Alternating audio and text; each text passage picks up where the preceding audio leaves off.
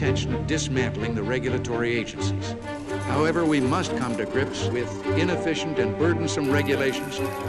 We will eliminate those that are unproductive and unnecessary, tearing down these antiquated walls and granting banks significant new authority.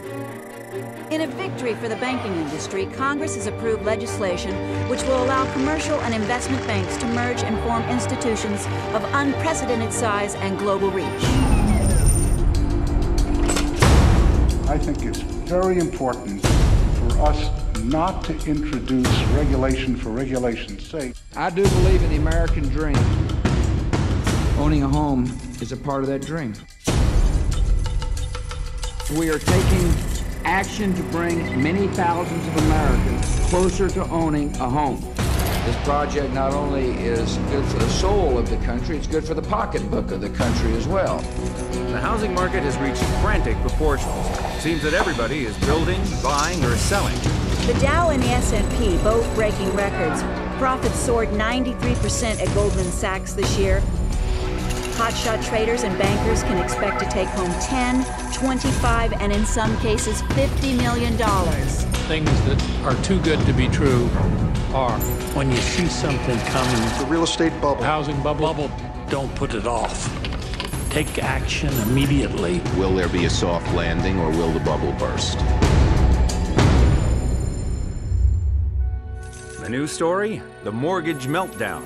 This morning in the mortgage meltdown, new numbers showing that a record number of Americans are losing their homes. More than 70 mortgage companies have failed in the last few months in America, and now the biggest of the big companies, the Bear Stearns, the big banks, are caught holding the bag. The fifth largest investment bank in the country, Bear Stearns, is being sold for just $2 a share to J.P. Morgan.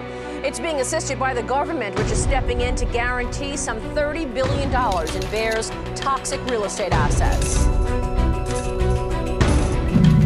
You've got to imagine that Hank Paulson didn't think he signed up for this when President Bush picked him to become Treasury Secretary. Hank Paulson may now have to undo some of the deregulation measures that he and his peers on Wall Street pushed through when he ran Goldman.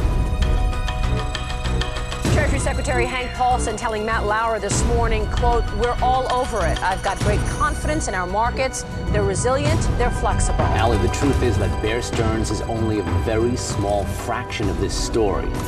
Our economy could face far worse than a recession.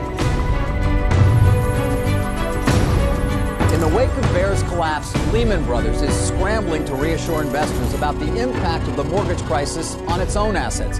Shares of the firm under a great deal of pressure this morning. Dick Fuld, a 39-year veteran of Lehman and the longest-running CEO of a major investment bank on Wall Street, has pulled the firm back from the brink during other crises.